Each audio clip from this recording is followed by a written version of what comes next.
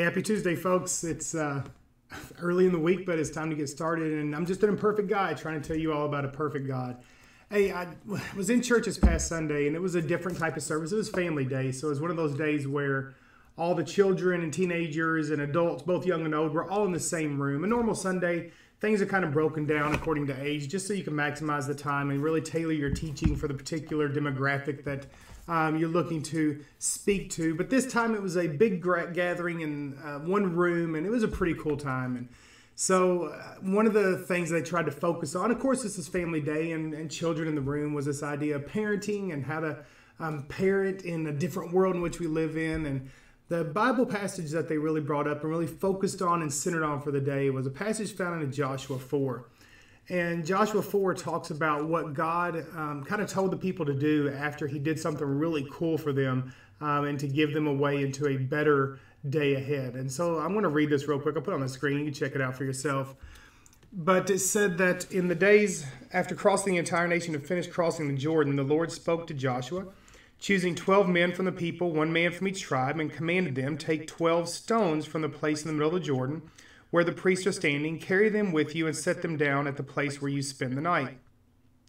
So verse 4, Joshua summoned the 12 men to do just as they were told. They gathered all these rocks together. And then in verse 6 says that God tells them that this stone statue, memorial, if you will, that they built with these stones from the river, were going to be a sign among them, so that in the future when your children ask you, what do these stones mean to you? You should tell them, the waters of the Jordan was cut off in front of the ark of the Lord's covenant. When it crossed the Jordan's waters was cut off. Therefore these stones will be a memorial for the Israelites forever. So God had told the people of Israel to kind of build this stone statue with rocks made from the bedrock, if you will, of the river that he allowed them to cross safely in such a way that they could never do on their own. And he told them, said, in the days to come, your kids are going to ask, hey, why is this statue here? Why are these rocks all piled up the way they are? Why haven't they been moved yet? And he said it's going to give the parents an opportunity to tell their children about what God did for them and how God made a way for them where there seemed to be no way, how God was for them and not against them. And so it served as a teaching tool for the parents to the children. But even beyond all that, why would God have to tell the people to do something to remember what he did in the first place? Well, I think it's because he knows that we are imperfect. He knows that he knew that we would get busy with life, that his people would get so distracted with the things that are going on, things to do, things that need to be done, enjoying the blessings and the benefits and the positive things that they were enjoying, or worrying about the negative and the struggles that might lie ahead. And he knew that they would be so distracted in life that they would forget what God had done for them if they did not have a sign. In a similar way, we kind of do the same thing today. I mean, why do you take a picture? You take a picture to capture a moment in time that you want to remember. I mean, maybe it was a child's first step, or you get even videos are like this, the first words, or a vacation, or a special night out on the town, or maybe you just had a really good hair day and you want to capture that moment in history because you want to remember something, and so you do something to capture it. Well, in the same way, God wants us to remember those times in our lives whenever he does for us what we can't do for ourselves. He wants us to remember how good he is to us and how awesome he is and how great his love is for us. And while he might not be telling us to go outside and set up a rock statue, I think he is reminding us in a passage like this that we've got to be intentional. We all live fast-paced, overwhelmed, overscheduled, overbooked, exhausted lives. Many of us, we try to get out the door to work and get back through the door from work with some sense of sanity, just to crash on the couch and surf the internet or watch the television until it's time to go to bed, get up and do it all over again.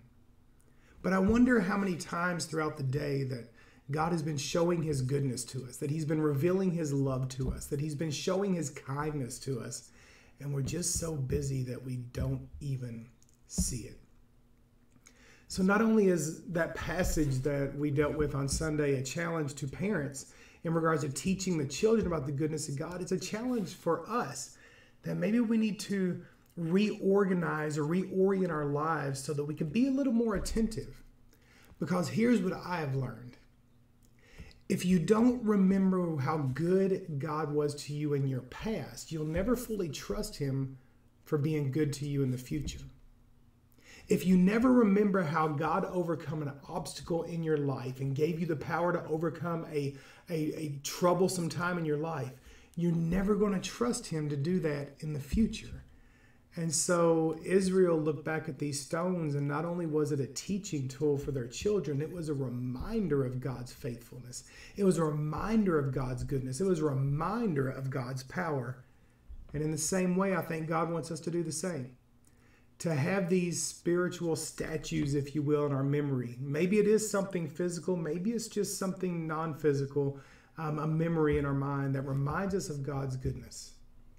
At the end of the day, just like this statue of rocks was important to the people of Israel to remind them of something good, the symbol of the cross serves the same today.